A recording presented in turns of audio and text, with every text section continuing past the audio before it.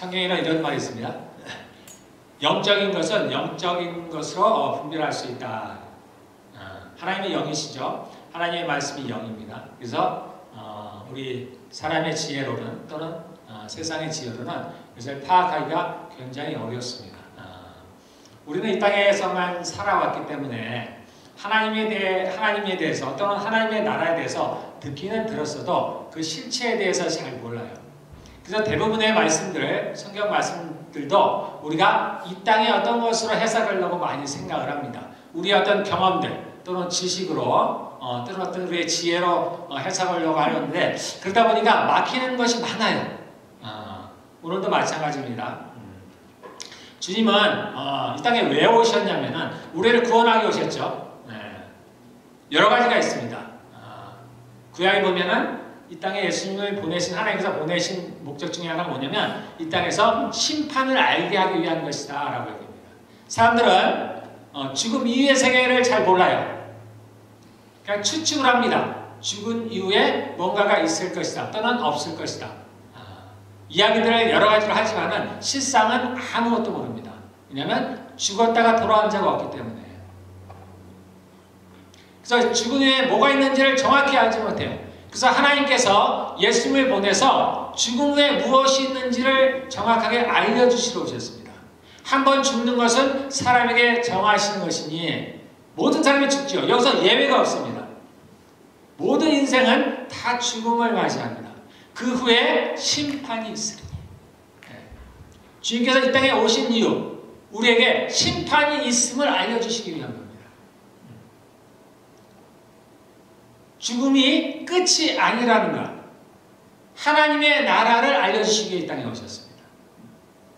그래서 주님은 복음서에 보면 많은 사람들이 특별히 바리새인들이나 서기관들 이 사람들은 이스라엘 중에서 율법을 잘 아는 사람들입니다. 율법 선생님들 또 율법을 가르치는 사람들 재판관들 그런 사람들이 있어요.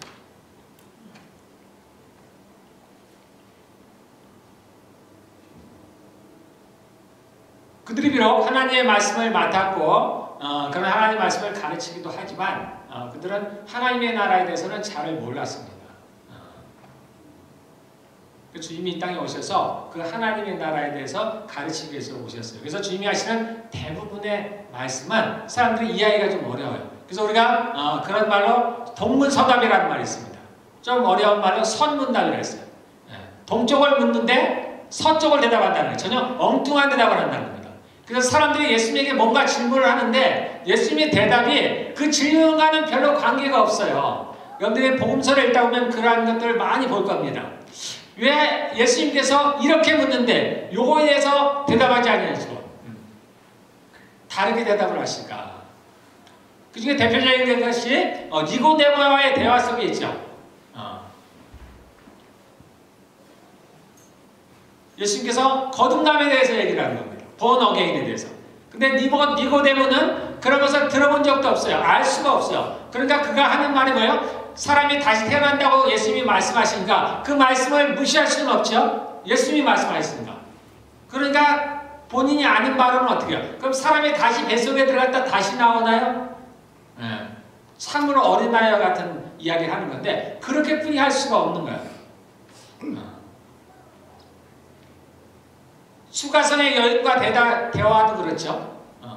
예수님은 생명에 대해서 얘기를 하는 거예요. 근데 이 여인은 뭐에 대해서 얘기해요? 먹는 물에 대해서 얘기하죠. 우물에서.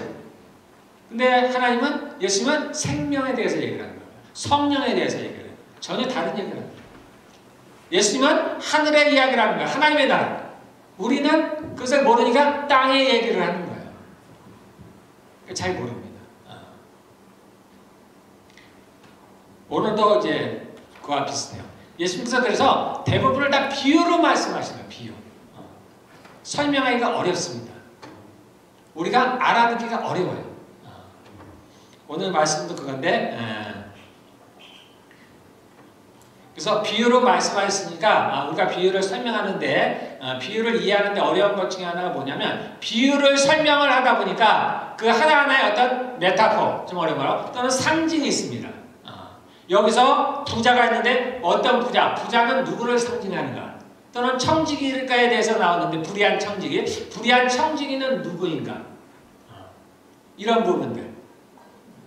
청지기가 다른 사람들의 빚을 탕감해 줍니다. 이것은 무엇을 의미하는 것인가?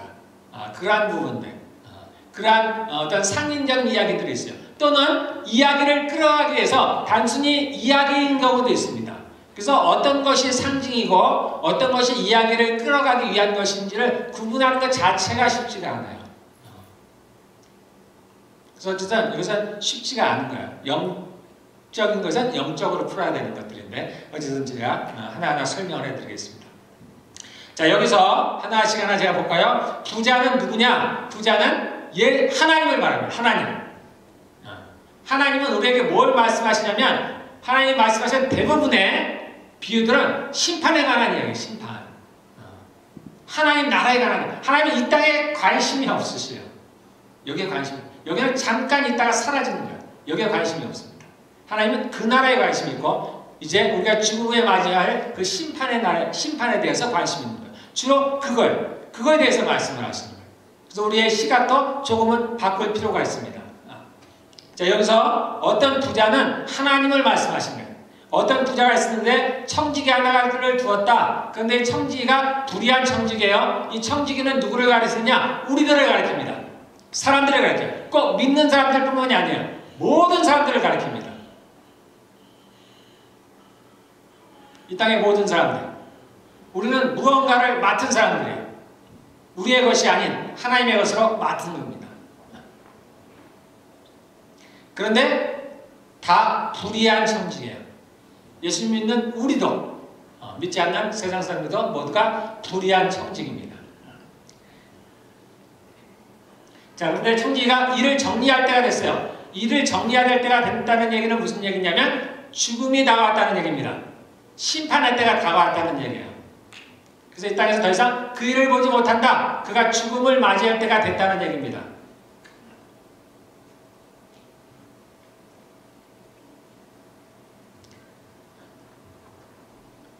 그리고 여기에 빈문서가 나옵니다. 여기서 이제 그 불의한 청지기가 나중에 어떻게 살아갈까 걱정하는 것은 그냥 얘기야. 스토리입니다. 스토리. 특별한 의미가 없어요. 여기서 중요한 것 중에 하나 빈문서입니다. 사람들이 빚을 졌어요. 누구한테 빚을 졌냐면 이 부자에게 다 빚을 졌습니다. 죄를 말하는 거예요. 죄. 모든 사람들이 지은 죄를 말하는 거예요. 그래서 모든 사람들은 이 땅에서 어떻게 살았느냐에 대해서 그 하나님 앞에서 심판을 받을 때가 옵니다. 그래서 우리가 행위록이라고 해요. 행위록. 이 땅에서 산 모든 것, 행한 모든 것, 우리가 말한 모든 것들을 다 기록해 놓은 책이 있다는 거예요. 각 사람마다. 그래서 하나님께서 그것을 가지고 각 사람을 심판한다는 겁니다. 이걸 빈문서라고 표현했어요. 우리가 예전이 아니라 복음서에 보면 이런 비유가 있죠. 어떤 사람이 그 왕에게 10,000달란트나 되는 빚을 졌다. 죄를 말하는 겁니다. 빚은 죄를 말하는 거예요.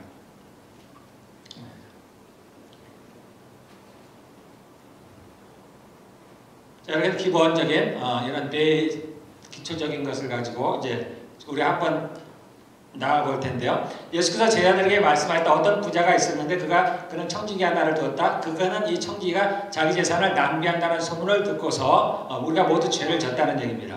그를 불러놓고 말했다. 자네를 두고 말하는 것이 들리는데 어찌된 일인가? 자네가 맡아보던 청지기 일을 정리하게. 이 얘기는 우리가 죽을 때가 다가왔다는 겁니다. 하나님의 심판의 때 앞에 설 때가 다가왔다는 거예요.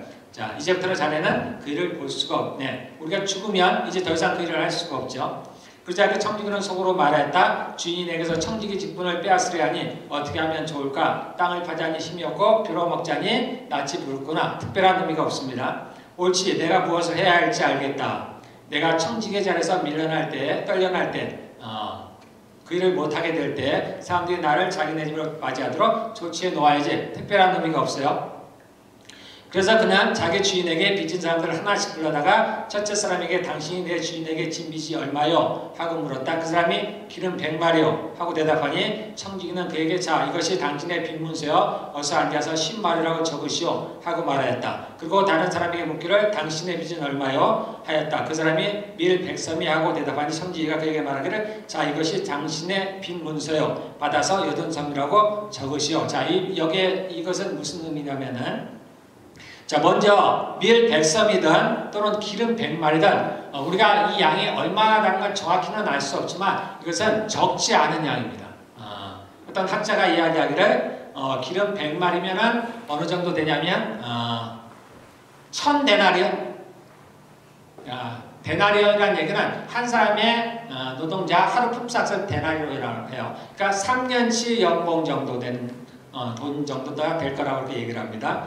밀 100섬이면 얼마 정도 되냐? 2,500데나리온. 그러니까 얼마 돼요? 8년 정도? 이런 연봉에 해당하는 그런 값이라는 거예요. 이 얘기는 뭐냐면 그 정도 값이 적지 않다는 얘기입니다. 사람들이 갚기가 쉽지가 않다는 거예요. 가난한 사람들이죠. 빚을 졌다는 건 가난한 거예요. 자기 스스로의 힘으로 갚을 수가 거의 없다는 얘기입니다. 이 얘기는 뭐냐면 우리가 하나님께 진 죄가 작지 않다는 거예요. 우리가 이것을 굉장히 간과합니다. 그래서 많은 사람이 이야기를 아니 도대체 지옥까지 갈 만큼 큰 죄를 지었을까? 하나님 우리에게 그렇게 진노하실 만큼의 우리가 무슨 죄를 지었나? 우리는 그거의 심각성을 잘 몰라요. 그러니까 주님 앞에 나오지를 못하는 겁니다. 나오기를 꺼려하는 거예요. 내가 죄된 생활을 하도 그 구원에 대한 것에서 크게 느끼지를 못해요. 내가 그렇게 큰 죄를 지은 것 같지는 않은데 아니 저 사람이 지옥에 갈 만큼의 큰 어떤 잘못을 지었나? 우리는 그 죄의 값을 모릅니다. 좀 전에 제가 얘기했죠? 어떤 사람이 그 왕에게 얼마만큼의 빚을 졌어요? 10,000달란트. 달란트라는 게 어마어마하다는 크다는 걸 우리는 알죠. 그런데 그 달란트에 10,000달란트나 되는 빚을 지었다는 거예요. 하나 예수님께서 비유를 두셨는데 터무니없는 이야기를 하시질 않아요. 그러실 리가 없습니다. 그만큼 사람이 우리가 지은 죄가 어마어마하다는 거예요. 그러나 우리가 이 땅에서는 그것을 잘 느끼지 못한다는 거예요.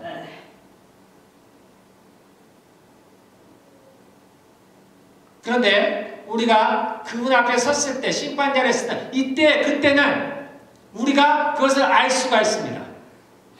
더 이상 우리는 속이는 자가 없어요. 우리가 모든 것을 분명히 알 수가 있습니다.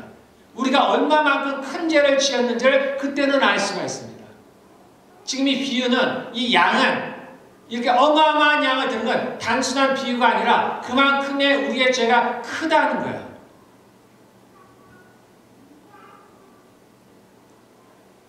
잘 맞을지는 모르겠지만 제가 잠깐 비유를 들면 우리가 전쟁에서 많은 사람들을 죽이잖아요. 그러나 그 전쟁 그 속 안에 있으면 자신이 얼만큼의 죄를 짓는지 몰라요.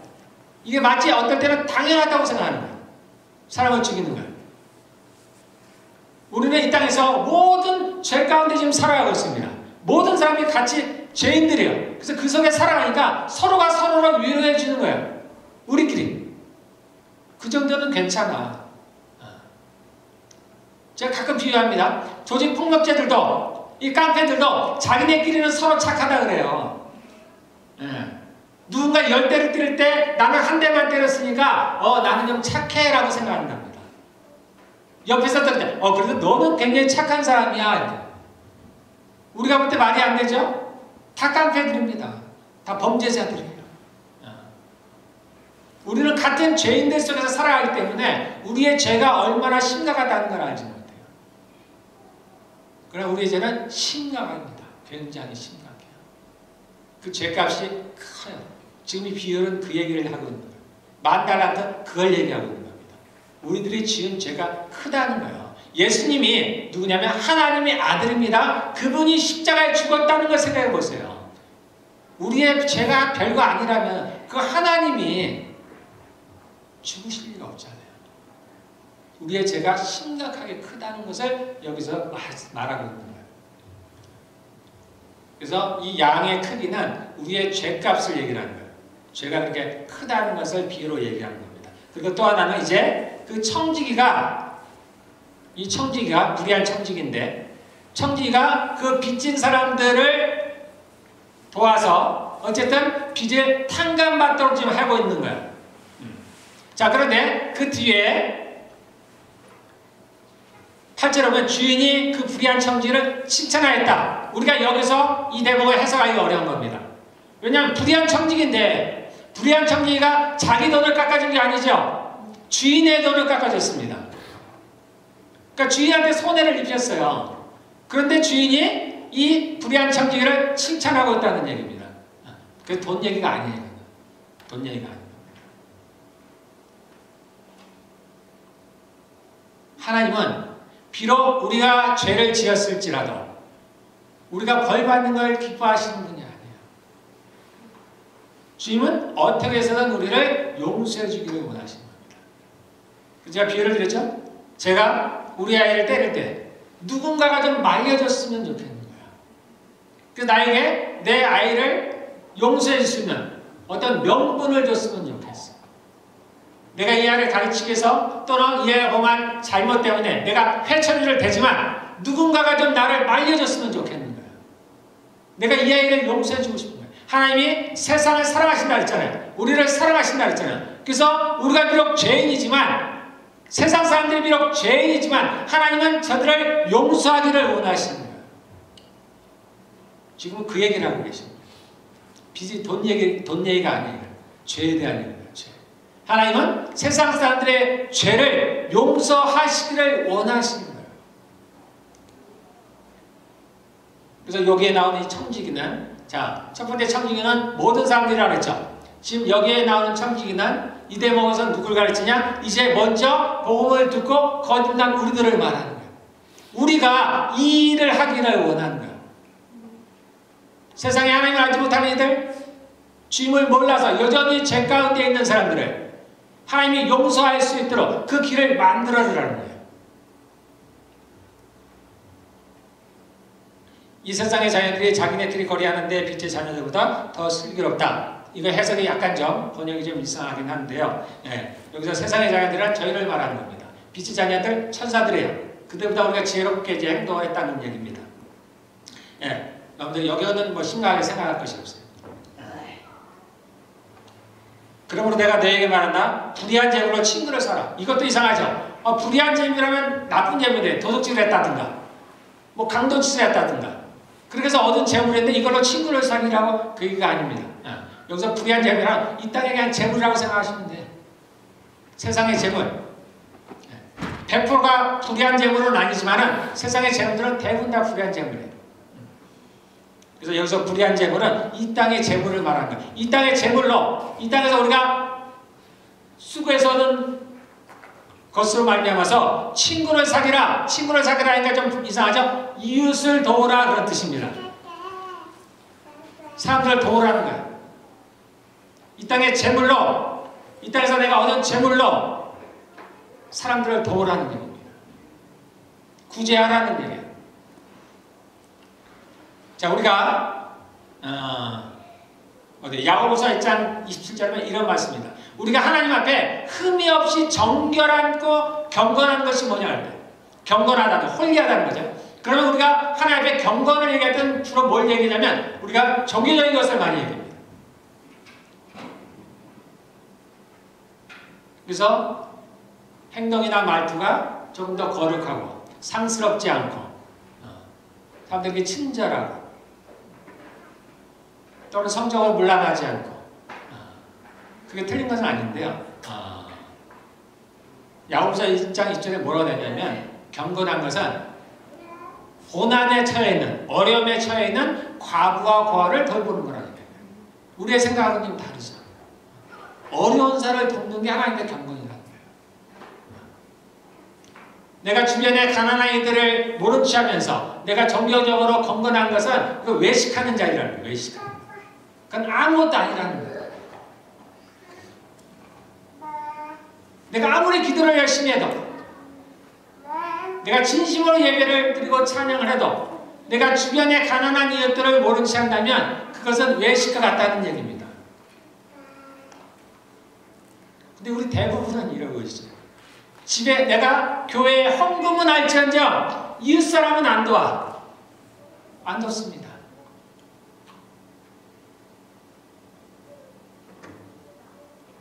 그래서 우리가 생각을 바꿔야 됩니다. 우리는 다 천직이에요. 천직이. 우리에게 맡겨진 것은 이웃을 도우라는 얘기입니다.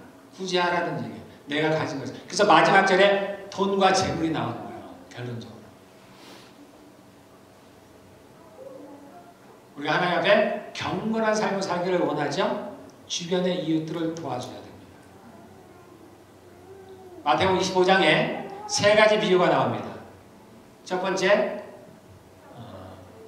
슬기로운 5처녀, 미련한 5처녀. 두 번째, 달란트 비유가 나와요. 한 달란트 가진 자가 땅에 묻어서 다시 들었어요. 그 얘기가 나옵니다. 세 번째, 양과 염소의 비유가 나옵니다. 양과 염소를 어떻게 나눈다고 그랬어요? 내가 배고플 때 나를 먹였느냐? 내가 목마를 때 나를 마시게 했느냐? 내가 아플 때 나를 찾아와 왔느냐? 내가 감옥에 있을 때 나를 좀 와봤느냐? 주님 말씀하십니다. 여기에 아주 작은 소자에게, 작은 사람에게 한 것이 나에게 한 것이다. 여러분 잘 보세요. 이 성경 말씀이 하나님 이것 다 내가 법이라 그랬죠. 하나님 이것대로 심판하신다 그랬죠. 양과 염소의 거기에 그렇지 않은 사람들, 염소들은 그때 비로소 어디 가요? 불못에 갑니다. 지옥에 가는 거예요. 근데 그 기준을 잘 보세요. 이 땅에서 어떻게 살았냐? 우리는 무조건 뭘 얘기하냐? 믿음만 얘기합니다. 내가 믿으면 되지. 이게 진리가 아니라는 얘기가 아니에요. 야고보서는 분명히 얘기합니다. 행함이 없는 믿음은 죽은 믿음이라. 그럼 무엇을 행할 것이냐? 그것을 행하라는 거예요. 내가 배고플 때 먹였느냐? 이웃을 먹였느냐라는 겁니다. 가난한 자를 돌아보느냐? 아플 때 찾아가 봤느냐? 누가 감옥에 갔을 때 와 봤느냐라는 거예요. 이것으로 기준을 삼겠다는 거예요. 하나님께서.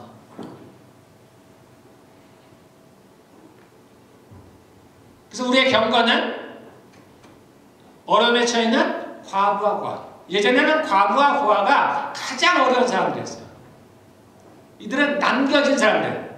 소위 남겨진. 주님이 보실 때 남겨진 사람들이에요. 부모가 떠나고 또는 남편이 떠나서 홀로 이 땅에 남겨진 사람들. 이 땅에 살아가기가 어려운 사람들을 말하는 거예요. 또는 버려진 사람들. 남편에게서 버려지고 부모에게서 버려진 사람들. 주님은 이들에게 관심이 있습니다. 그래서 그들을 돌보는 것이 하나님 앞에 경건이에요. 두 번째는 세상과 다르게 살아요. 세상을 따라서 살아가지 않아요. 주님 앞에 경건 두 가지예요.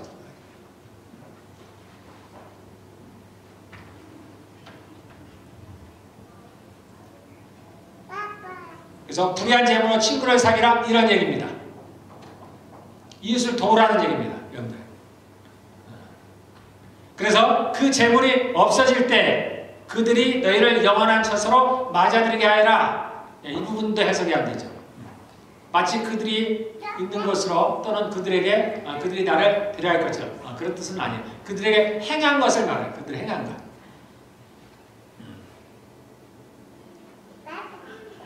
우리가 믿음은 하나님께 보여줘야 된다고 했습니다. 우리는 마음의 어떤 굳은 확신들 그런 것을 끝을 내려고 하는데 아니에요. 믿음은 증명이 되어져야 돼요. 주님은 나의 믿음을 보시기를 원하십니다. 그래서 믿음을 반드시 행함에 따라야 돼요. 그래서 제가 얘기해요. 우리가 믿음이 있다면서 주님 앞에 예배 드리지 않는다? 이건 아닌 거예요, 여러분들. 아무리 마음이 그렇다 해도 그건 아무 관계 없어요. 행함에 따라야 돼요. 내가 주님을 사랑한다고 해서 주님 앞에 기도하지 못한다? 아닙니다. 행함에 따라야 됩니다. 내가 주의 말씀에 순종한다고 하면서 내가 이웃을 돌아보지 않는다? 올바른 믿음이 아닙니다. 그래서 믿음은 반드시 행함이 따라요. 그래서 이러한 것들이 내가 여기서는 그 친구들이라고 표현했지만 아닙니다. 그 친구들보다는 그렇게 행한 일들이 나를 영원한 처소 하나님의 나라로 인도한다는 거예요. 이것이 뭐 행함으로 구원받는다 그런 얘기는 아니에요.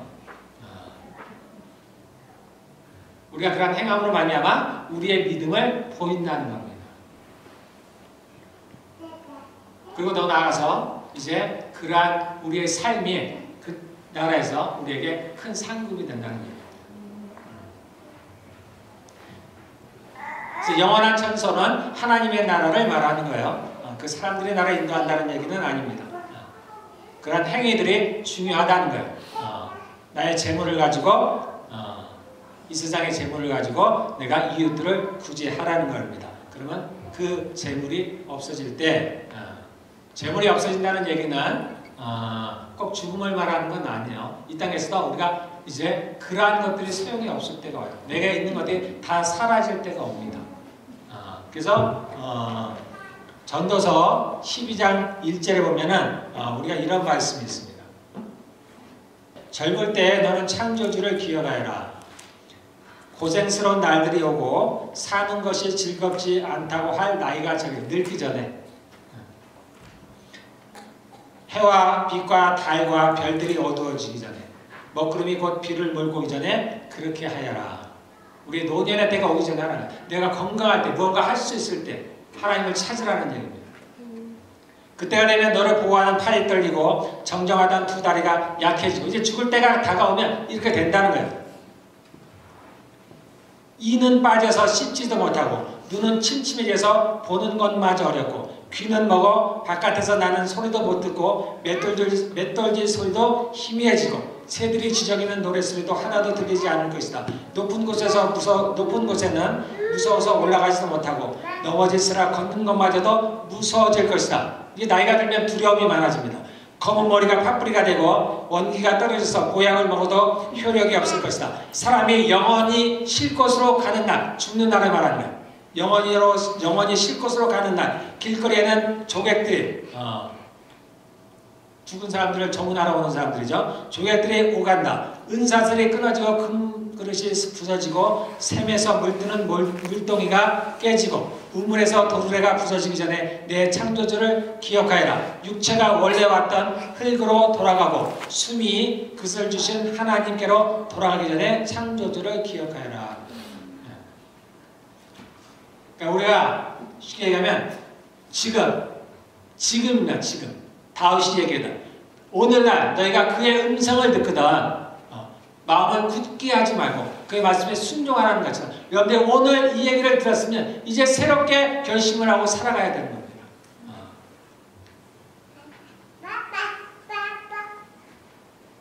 자, 10절, 11절, 12절 지극히 작은 일에 충실한 사람은 큰 일에도 충실하고 지극히 작은 일에 불의한 사람은 큰 일에도 불의하다. 너희가 불의한 재물에 충실하지 못하였으면 누가 너에게 참된 것이냐. 여기도 불의한 재물이라니까 혼란스럽지만 이 세상의 재물을 말하는 겁니다. 그래서 10절, 12절, 12절은 다 똑같은 말이에요. 다르게 표현하셨지만 똑같은 말입니다. 지극히 작은 일이라는 건 이 땅에서의 삶을 얘기하는 겁니다.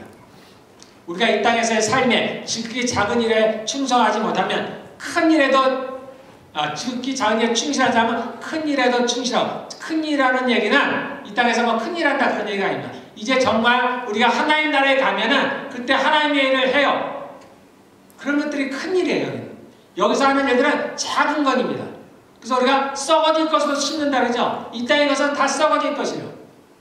이 땅에서 작은 일에 충실하라는 얘기는 이 땅의 삶을 충실하게 살아가라는 얘기예요. 충실하게 살아가라는 얘기가 세상 사람들에게 얘기하듯이 삶을 열심히 살아서 그런 이야기는 다른 얘기입니다. 주님이 말씀하신 대로 살아가라는 거예요. 주님 말씀대로.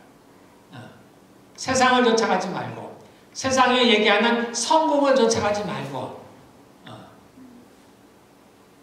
하나님의 말씀을 쫓아서 살아가는 거예요. 혹 하나님이 내게 주신 것이 있으면 그것을 가지고 내가 이웃을 섬기라는 얘기입니다. 그것이 작은 일에 충성하는 자예요. 그럼 하나님께서 그날에 하나님의 일들을 그 하나님의 나라에서 그에게 맡길 거라는 얘기예요.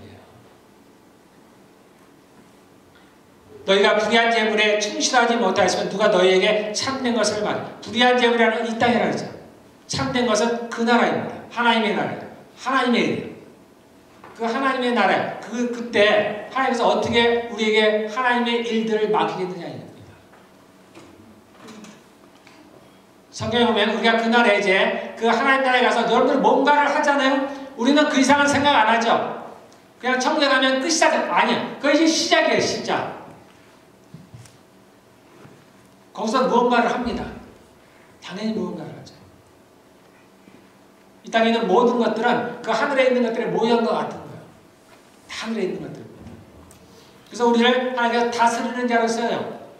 그런데 너희가 이 땅에서 이렇게 충실하지 못하면 어떻게 하나님께서 그 일을 너희에게 맡기겠느냐는 거예요. 그렇게 하지 못하신다는 겁니다. 그렇게 안 하실 거라는 얘기예요. 자, 12번. 너희가 남의 것에 충실하지 못하였으면 누가 너희에게 너희의 몫인들 내주겠느냐. 자, 남의 것이라는 건 이 땅의 것을 말하는 겁니다. 같은 얘기예요. 누가 너희에게 너희의 몫을. 이제 천국에 가면은 우리를 하나님께서 상속자로 삼으셨죠. 우리의 것이 있습니다. 근데 그것을 어떻게 맡기겠느냐는 거예요. 이 땅에서 충실하지 않으면. 그래서 이 10절, 11절, 12절은 다 같은 얘기입니다. 이 땅에서 우리의 삶을 잘 살아라는 얘기예요.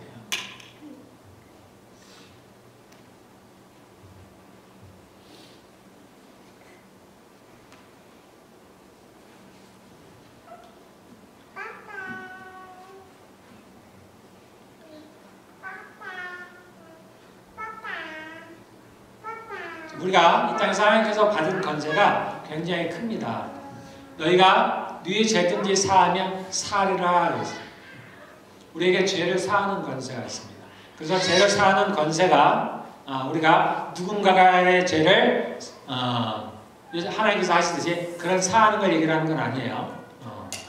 우리가 너희가 네 죄든지 사하면 사하리라 이런 얘기는 뭐냐면 누군가가 나에게 죄를 범하였을 때 나에게 잘못했을 때 내가 그를 용서하면 용서해 준다는 얘기예요. 용서가 된다는 얘기예요. 내가 그를 용서하지 않으면 그의 죄가 여전히 있다는 얘기예요. 하나님은 어찌하든지 간에 이 땅의 사람들의 죄를 용서하기를 원하십니다. 그 일을 우리와 함께 하기를 원하셔요. 그래서 여기에 보면은 이 청지기가 다른 사람들에게 그 빚을 탕감해 주는데 그 길을 열어줍니다. 그 빚을 탕감해 줄 수는 여기 길을 열어주는데 한 가지가 있어요. 우리가 잘 주목하지 않는 부분인데 뭐냐면은 6절 7절에 보면은 자 이것이 당신의 그 사람이 기름 100마리요 하고 대답하니 청지기는 그에게 자 이것이 당신의 빚문서여 어서 앉아서 10마리라고 적으시오 라는 부분이 나옵니다. 자, 이 얘기는 뭐냐면 자, 이 청지기가 어떤 빚진 자를 데리고 왔어요. 그리고서 얘기해요. 이제 너가 여기다가 이렇게 적기만 하면 그 빚이 탕감이 된다는 거예요. 그런데 이 적는 거를 누가 합니까? 청지기가 하지 않아요. 이 적는 건 누가 하냐면 빚진 자가 와서 자기가 해야 돼요. 이것이 의미하는 바가 있습니다.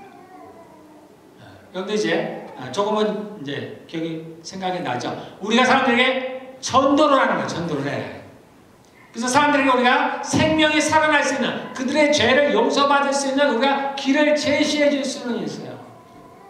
그러나 그들이 자신의 죄를 용서받기 위해서는 그들이 와야 되는 거예요. 그들이 와서 주님 앞에 회개를 해야 돼요. 그래야 그의 죄가 온전히 사해지는 거예요.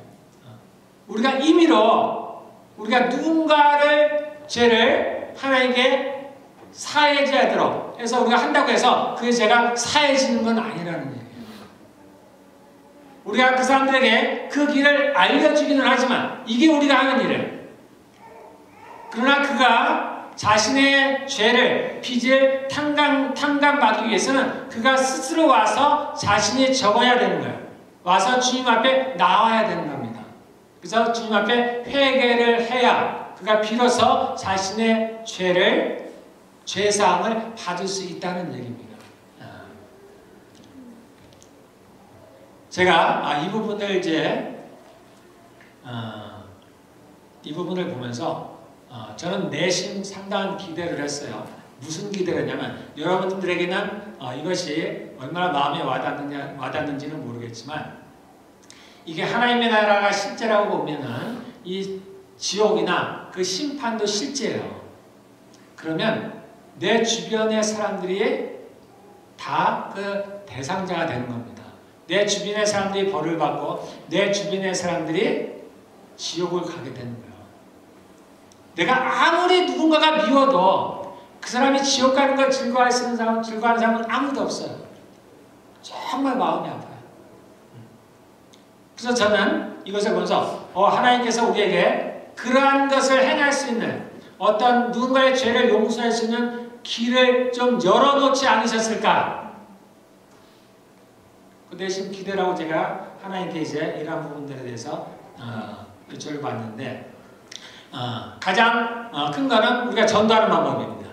다른 사람들의 구원할 수 있는, 다른 사람을 살릴 수 있는, 그 죄 용서할 수 있는 길을 줄 수 있는 길은 전도하는 거예요. 그리고 그들이 와서 주님 앞에 회개하는 겁니다. 그것이 가장 우리가 아는 길이에요. 그렇지, 그 외의 것들을 제가 몇 가지를 말씀을 드리겠습니다.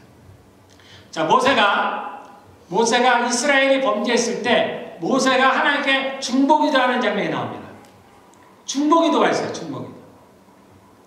그래서 이스라엘이 범죄했어요. 우상을 만들죠. 송아지를 만들고 금송아지를 만들었습니다. 그래서 큰 범죄를 저질렀어요. 그래서 하나님께서 그들을 다 멸하라고 하셨어요.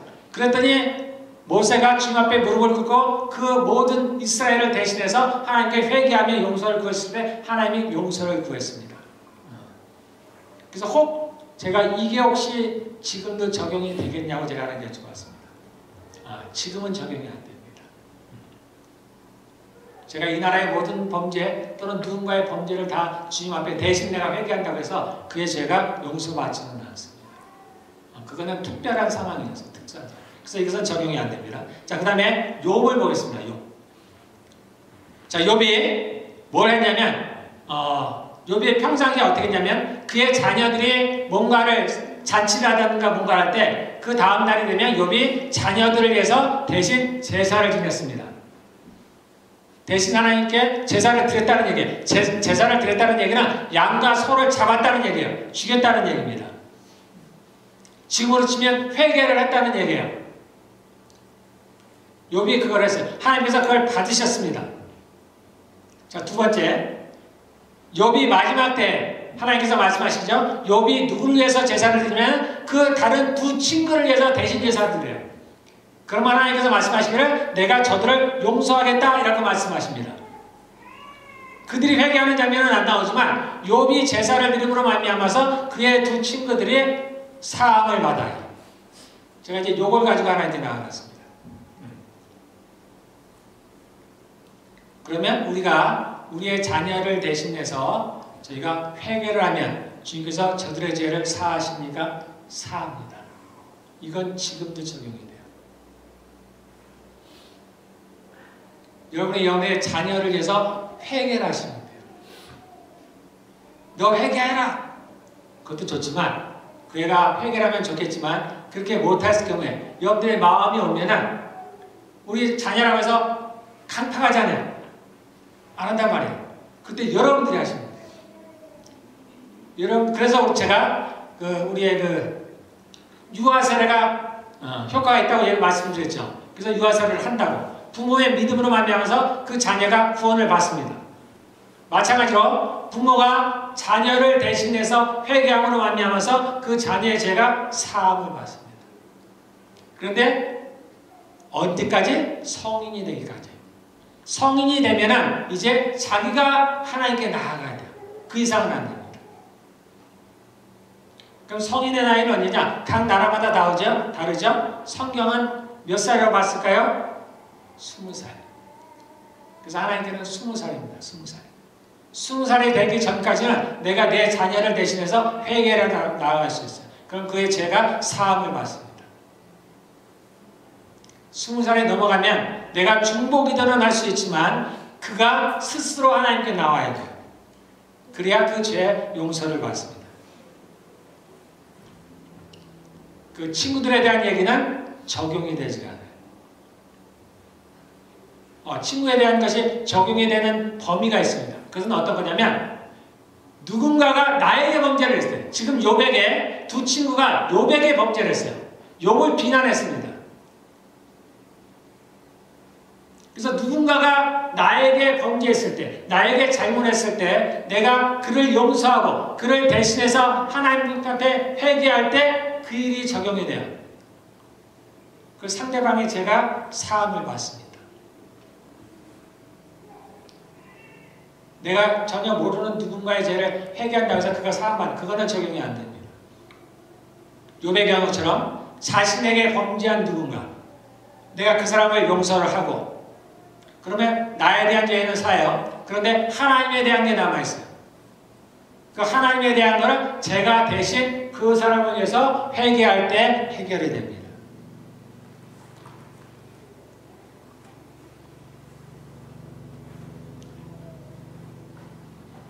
여러분들은 이런 것들이 뭐라고 할까? 저게 무슨 의미가 있나? 무슨 얘기인가? 이렇게 하시는 분들도 있습니다. 그런데 이 죄가 무엇이고 이 죄가 우리의 실생활에 얼만큼 어떻게 작용하는가 하는 것들을 여러분들이 아신다면 제가 왜 이렇게 격하게 얘기하는지 아시죠? 우리의 모든 삶은 이 죄와 관련되어 있어요. 죄를 해결하고 안 해고가 엄청난 차이가 있어요. 엄청난 차이 정도가 아니에요. 우리의 삶이 바뀐 거예요. 죽음 후에뿐만이 아니고 이 땅에서조차.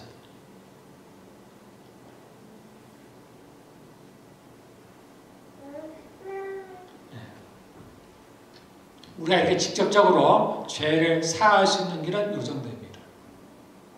누군가에게 복음을 전해서 그가 하나님 앞에 나와서 회개하는 것. 이게 우리가 소위 전도예요. 그리고 중보기도. 내가 다른 사람들 위해서 누구냐면 자녀들에 대해 그리고 누군가 나에게 범죄한 사람을 위해서 잘못한 사람을 위해서 내가 그를 용서하고 그를 대신해서 하나님을 회개할 때 적용이 됩니다.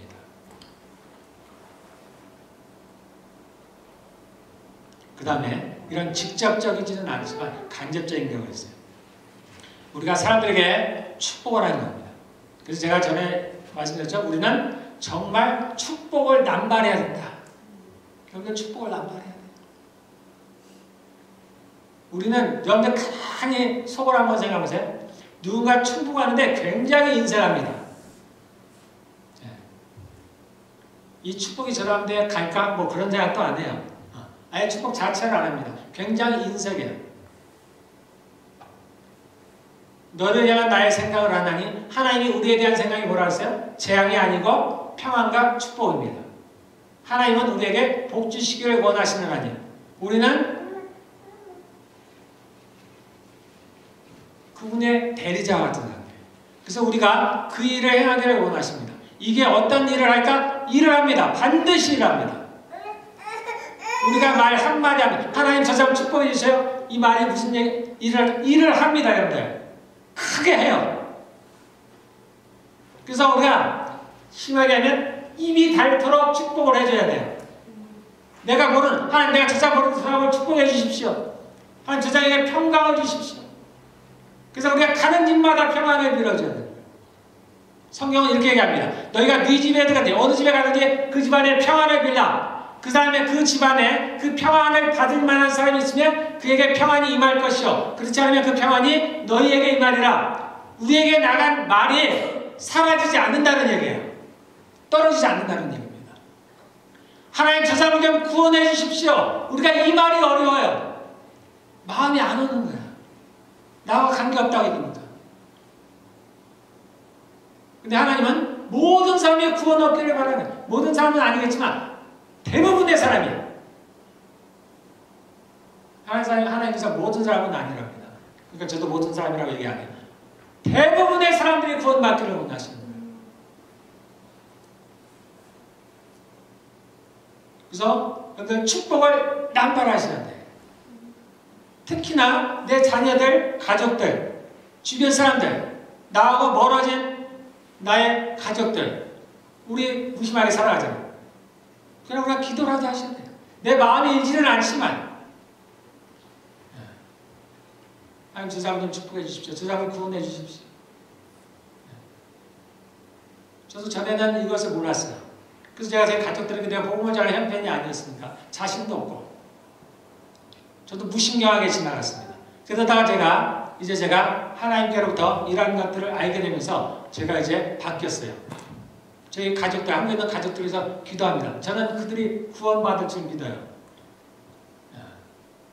제가 하는 기도로 말미암아서 내가 빌어주는 축복으로 말미암아서 그 축복이 그들에게 임할 줄 저는 믿습니다.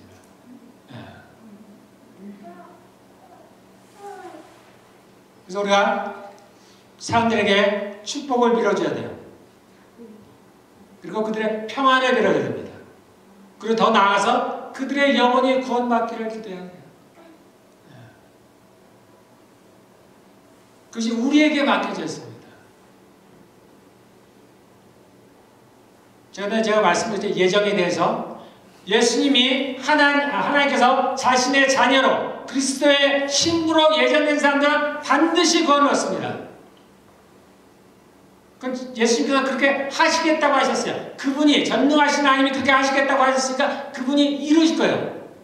그렇지만 그렇지 않은 사람들은 우리의 전도에 달려있어요.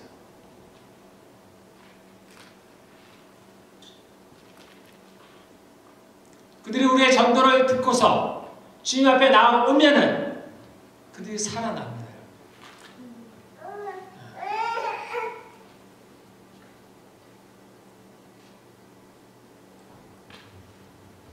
불의한 청지기처럼 우리는 다 불의한 청지기들입니다. 그러나 하나님께서 그의 행위를 칭찬하셨던 것처럼 우리가 그러한 일들을 해야 돼요.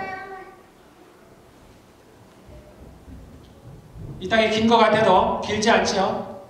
길어봐야 100년입니다.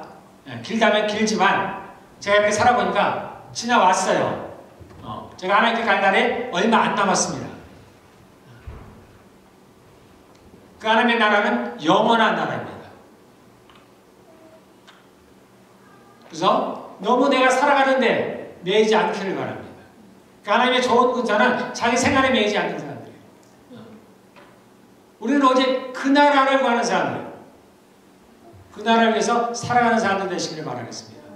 내가 무엇을 하든지 간에 내가 돈을 법니다. 이 돈을 가지고 무엇을? 하나님 나라를 위해서. 그래서 이웃을 섬기는 데 사용을 해야 돼요. 그리고 주변에 만나는 모든 사람들이 정말 구원 얻기를 바라면서 그들에게 복음을 전하는, 그들의 축복을 빌어주고 그들의 영혼이 정말 지옥에 가지 않기를. 우리가 정말 지옥이 있다고 믿는다면 그것보다 더 중요한 게 어디 있어요? 그것을 벗어나는 것보다 중요한 게 어디 있습니까? 아무리 내가 모르는 원수라 할지라도 그가 지옥에 간다고 하는데 그를 안 말릴 사람이 어디 있어요? 그러나 지옥은 있잖아요. 지옥은 있습니다. 그래서 우리에게 이 일을 주님이 우리가 하기를 원하세요. 그래서 우리가 불의한 청지기지만 선한 청지기가 되기를 원하죠. 주님이 하실 수 있죠. 주님이 당연히 할 수 있죠. 각 사람마다 하나님이 찾아가셔서 그들을 바꿀 수 있죠. 당연히. 그러나 하나님께서 그 일을 우리에게 맡겨주세요. 우리와 함께 하시길 원하십니다. 왜냐고 묻지 마시고. 그거는 그분이 정하시는 거예요. 단지 우리는 그분이 정하시는 길에 따르기만 하면 되는 겁니다. 자, 우리가 함께 이 여러분들 동참하시길 바라겠습니다. 선을 베푸십시오. 단순히 죄를 안 짓는 것에서 벗어나서 우리가 선을 베풀어야 됩니다. 자꾸 베풀어야 돼요.